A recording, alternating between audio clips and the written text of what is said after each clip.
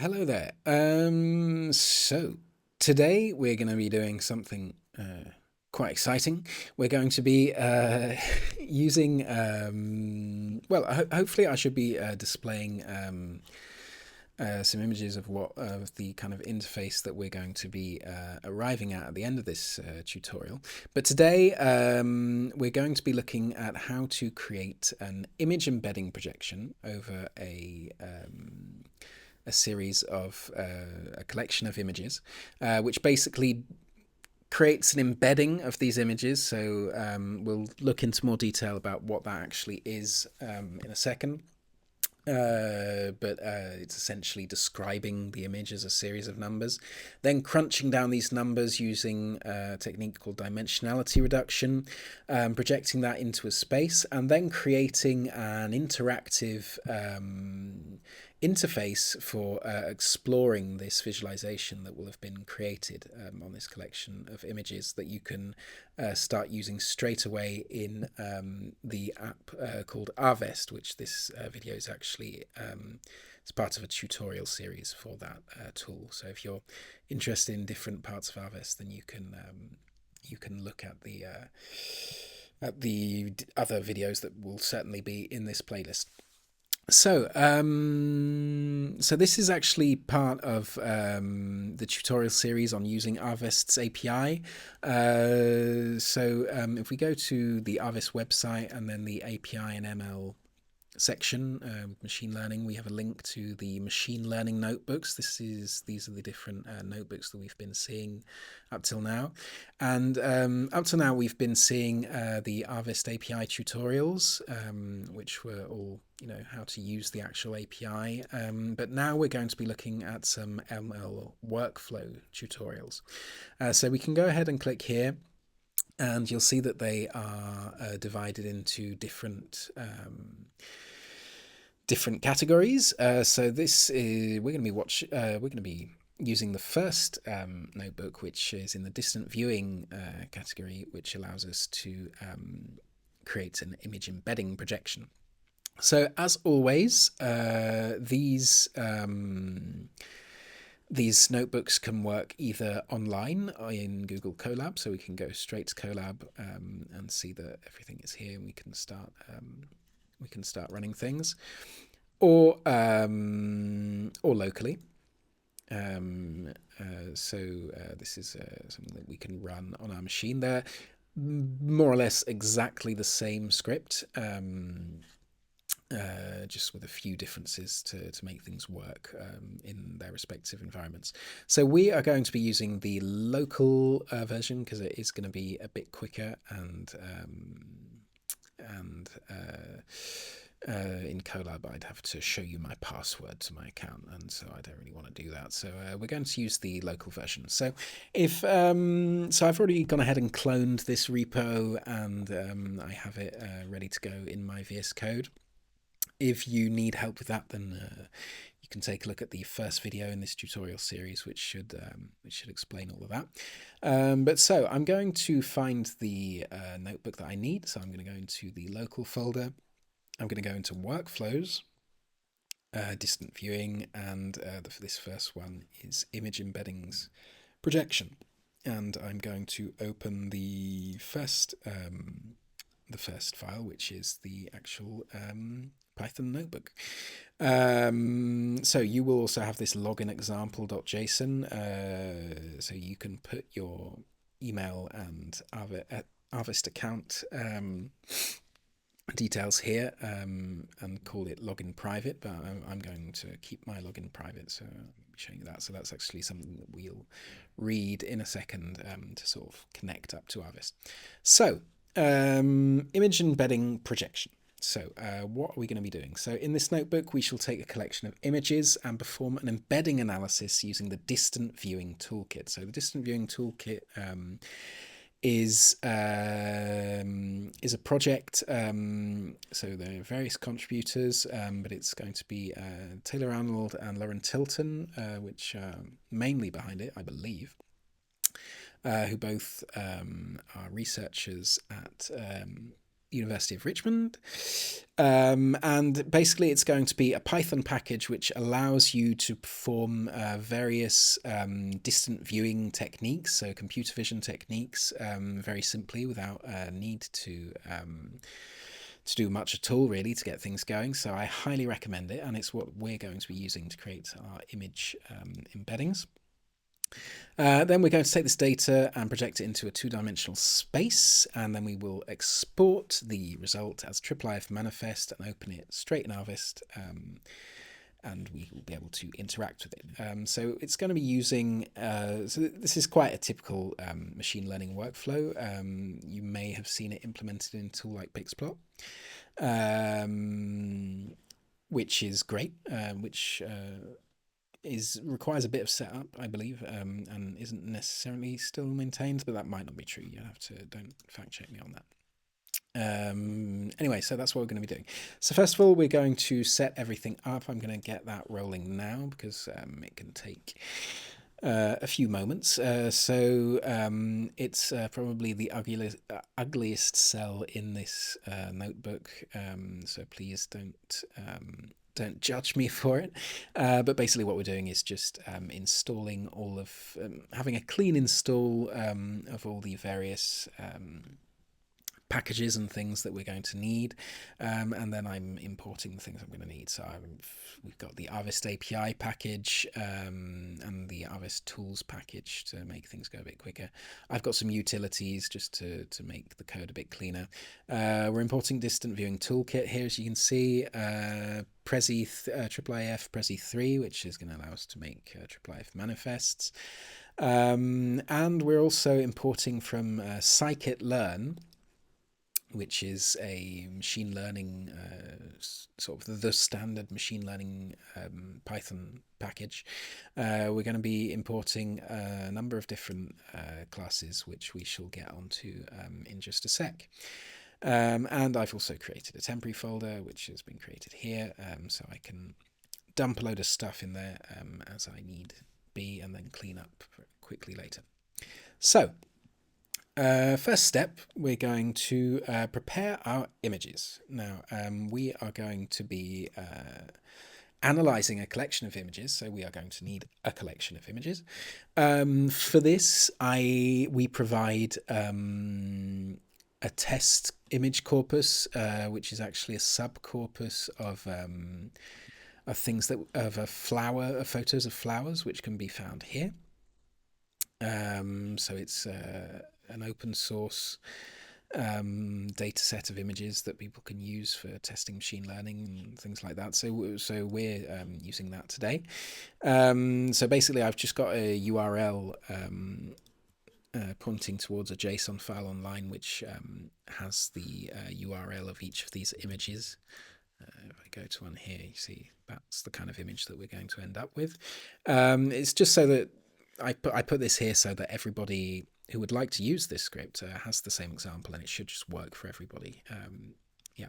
So basically what we're going to do is we get this JSON stuff, and then we load up the JSON data. So if I go ahead and hit play there, we see that we found a corpus of 200 images. So that is our collection of images. We have 200 images that we wish to analyze. Second step is going to be to process the embeddings, or generate the embedding data for each image. So how is this going to work? First of all, I set an embeddings file. So this is basically just the path I'm going to save this data because the embedding analysis can take a bit of time, so we don't want to be doing this over and over again. So you can actually save the results as a NumPy file, so that's why it's .npy. And then what's happening? So this is where we use the distant viewing toolkit. They give us access to a class called embed, which is their embedding class, and I've loaded up an instance into a variable that I've called embedder. And then for each image, so I'm enumerating through my corpus, which I created here, First of all, I'm just printing a little progress bar so that we can see where we are. But I'm using my utility function that I make available to you that just downloads the image to a certain path, so in our temporary folder. So I am going to have to download this image locally because it's something that Distant Viewing Toolkit is going to need to be able to access this image file locally. So we are going to have to download it. And then, so once I've downloaded it, I take the path and oh, actually, I could have just put the path straight in here, but I didn't do that. But it doesn't matter. I'm basically just reading the image. In fact, I could do that now. So up,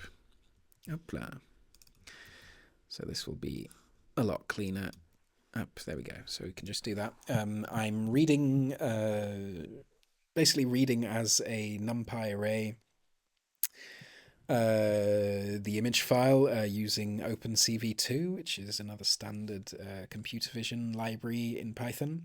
And I just do some color conversion, which is required for the Distant Viewing Toolkit. So it's just going from blue, green, red to red, green, blue in the order of pixels. So it's just something that we need to do for this to work. And then I just run, so the embedder, so this class has a function called run, and you just give it the NumPy data of the image, and that will return an object that has an embedding. It's a dictionary that has an embedding key, and that's what we're getting and putting into embedding. And then I'm just creating this multi-dimensional NumPy array, which where basically each line, if you want to think of it like that, will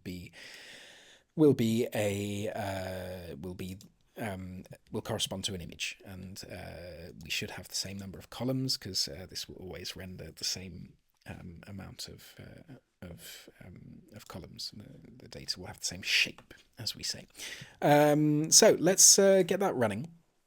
So it's fairly quick. So we've got 200 images. It is downloading each image and it is running the embedding analysis on each image.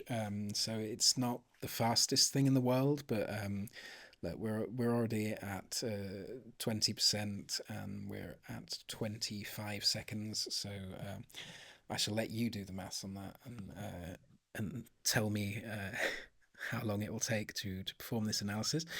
But yeah, I'll probably put a cut in here and get back to you once this process has been terminated, or complete, rather. Okay, so we are coming in on 100% here.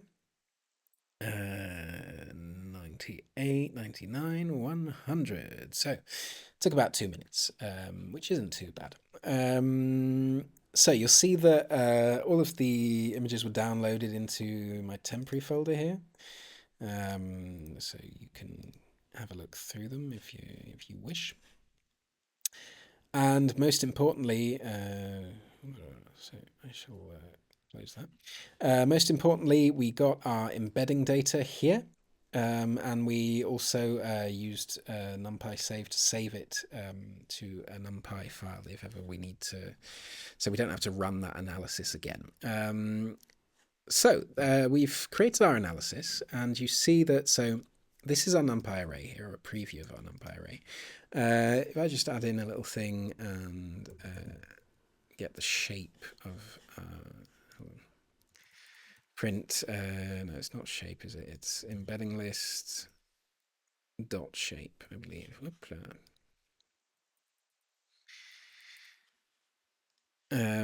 Yeah, so we have a NumPy array which has the shape of 200 by 1280. What does that mean? It means that there's 200 lines if we're envisaging this as an Excel table, or CSV. So each line is going to correspond to a different image, and then we have 1280 columns. So each image basically is described by a number, by a series of 1,280 numbers. So obviously, describing an image according to 1,280 different numbers isn't going to be very useful for us as human beings, because so we call these 1,280 different columns the dimensions that describe this image. That's a lot of dimensions. It's a very high number of dimensions, and it's going to be difficult for us to kind of compute that in any way that could be useful for us. So what are we going to do with this data? Well, as you see in point 3 here, we're going to use a technique that we call dimensionality reduction. So what does dimensionality reduction do? It's fancy, two fancy words, but well, they're not that fancy, but when you put them together, they can be quite fancy. But it's very simple. We're going to take something that has a lot of dimensions, and we're going to crunch them down into a smaller amount of dimensions. So in this case, we're going to crunch them down into 2 dimensions. So what does that mean? It means that we will end up with still 200 data points in our data set. So we'll still have our 200 images, but we won't have 1,280 columns describing them. We'll have 2 columns describing them. And the idea is that dimensionality reduction algorithms will find patterns in the data and be able to describe this set of data with only 2 dimensions in a way that will keep a certain that will, where points that were, for example, close to each other in the high dimensionality space will still be close together in the low dimensionality space. So this seems very complicated and very kind of opaque when you're trying to describe it, or at least it does for me when I'm trying to describe it. But once you'll see what this actually does, it will become very clear to you. So how are we doing this? There are different ways that you can perform dimensionality reduction. We're going to be using TSNE. I call it TSNE. I've heard different people calling it different things. Very concretely, it is T-distributed stochastic neighbor embedding, but yeah, I'm going to call it TSNE. There are different algorithms. There's PCA, principal component analysis. There's UMAP, uniform manifold projection, something like that. So you can choose by just changing the string here to which method you want to use to compare things. We're going to use TSNE. There's UMAP currently is not working just because there was a bug that I need to fix out, but hopefully that should be working once you get your hands on the script. So what happens, we take our embedding list, which I actually load back up from the file, so in case we're sort of coming back after having performed the analysis and then closed it. And we do a bit of pre-processing. We're actually going to standardize the data using scikit-learn's standardization algorithm. So that is rescaling the data such that the standard deviation of the data set is equal to 1, I believe, is how standardization works. So I'm not a machine learning expert. I know that things work better if you do standardize things first. So yeah, we're going to have to trust each other on that. And then we do the actual dimensionality reduction. So if I'm using the method TSNE, what am I going to do? I'm going to load up an instance of the TSNE class that comes from scikit-learn. I'm going to set the number of components, so that is the number of dimensions that I want to finish up with, basically. And then there's a whole host of other parameters that we could set, which we won't go into more detail here now, but I may do a video on later. But this is going to be the main thing that's going to be important for us. And then we get the reduced data, which I put into reduced by running the fit transform function of the tsna class on this standardized data that we created here. And then after that, we are going to normalize the data. So normalization and standardization aren't the same thing. Normalizing is just making it so that we're normalizing between 0 and 1. So basically we proportionally change all of the points in the data set so that the lowest point is equal to 0 and the highest point is equal to 1. And that we don't necessarily need to do, but it's just when we're going to be creating our visualization, it will be useful because then we'll be able to control how big our visualization is and things like that. So I'm going to run that. Shouldn't take very long. There we go. So this is our data set now, which is still 200 points long, shall we say. Still contains 200 points. But as you can see, there's now only 2 different columns opposed to the 1,280 here. And if we like, as it's a 2-dimensional data set, we can project this into a 2-dimensional space. So we can use matplotlib, for example, to project this into a 2-dimensional space and see what it looks like. And it looks like this. So basically each point is an image in our data set, and this first column, so these first column numbers here represent the x coordinates, and these this second column represents the y coordinates, and we end up with a distribution like this, which is between, as you can see, 0 and 1. So we do have a point at 0, we have a point at 1 here, we have another point at 0 on the x, and a point at 1 here. So we have projected our collection of images into space. At the moment, there's nothing really telling us. It's not really useful in upon itself, because I mean, for all we know, this could just be a random projection of the images in space. So it isn't, but we shall get into checking that in a sec. Here's a little optional step if you want. We can perform some clustering on this data, so I won't go into the details of this. Well, maybe I will. So just very quickly, we can choose a number of clusters. So I can make maybe 6 clusters. We use scikit-learn's k-means class to do this. So we perform the analysis here, and then we just create a color map, which is assigning a random color to each cluster. And then so I run that. And then we can just take that and the color map to show the things here. 1, 2, 3, 4, 5, 6. I believe these are probably different blues. Let's generate a new color map to make it a bit more. Yeah.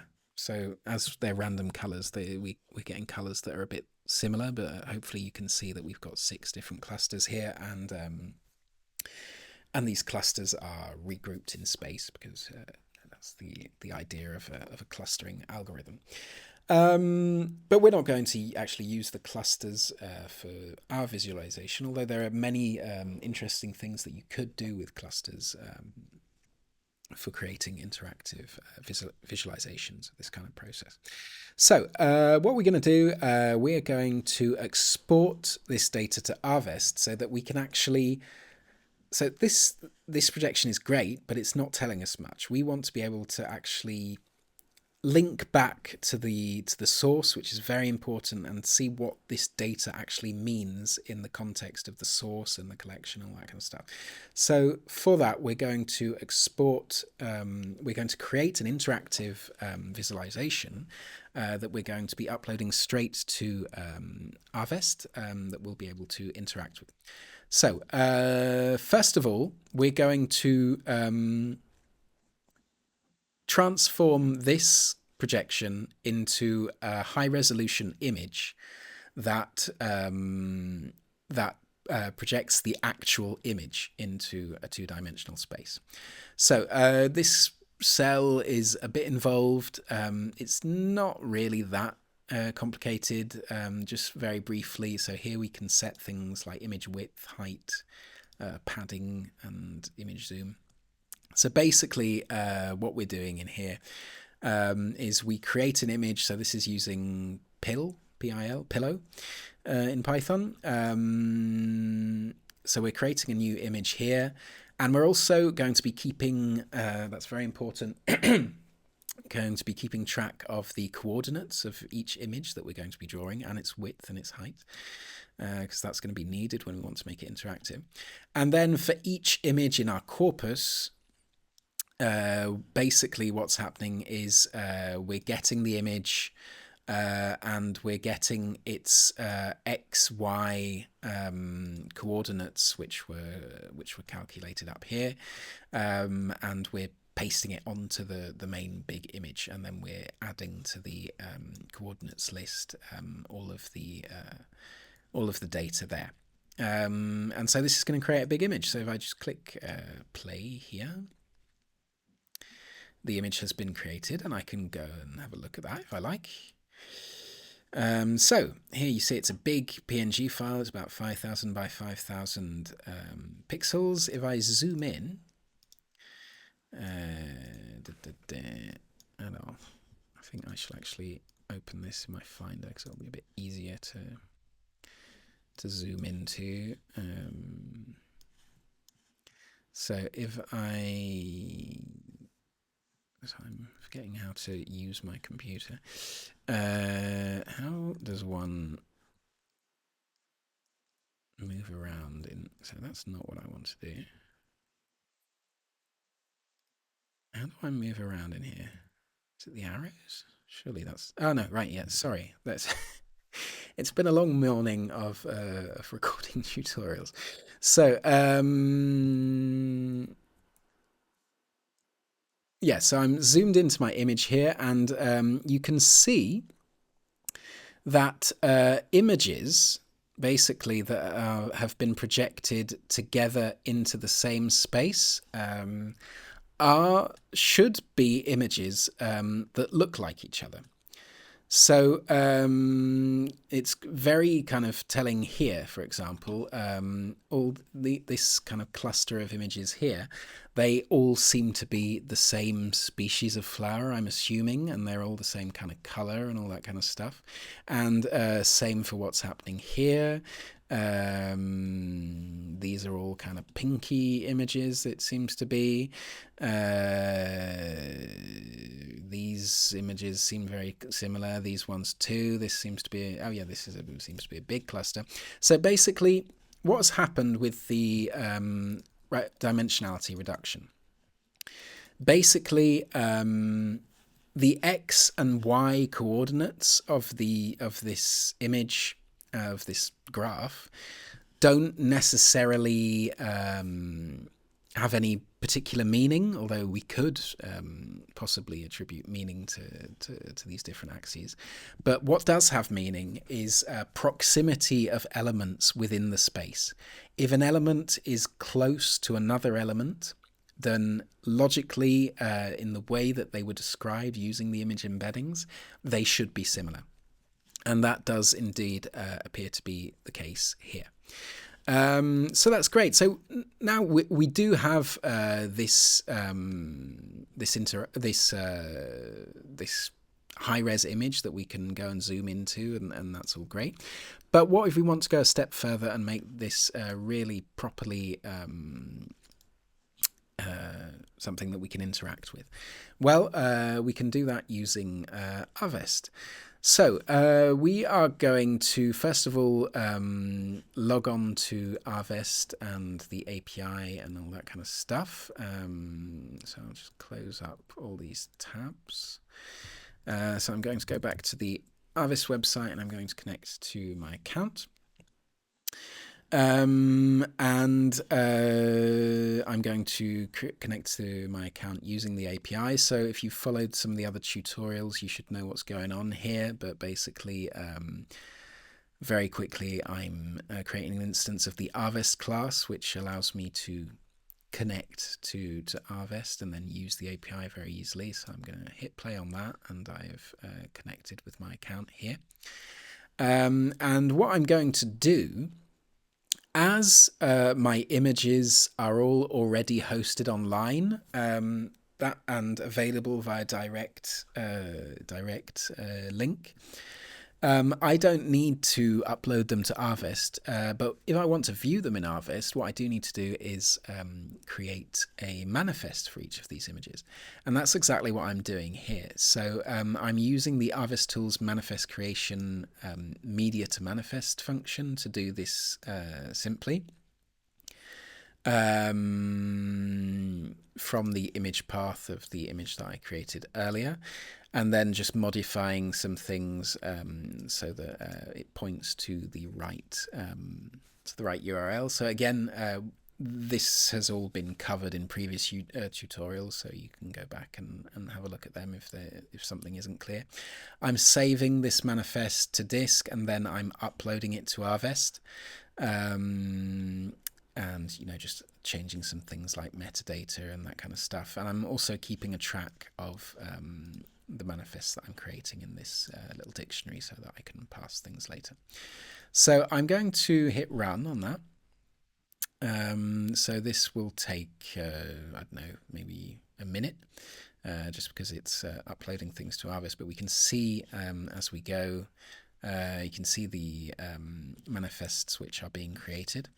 If I open one of them, for example, you see that we've got this link to this image here, which is now fully encapsulated within a manifest.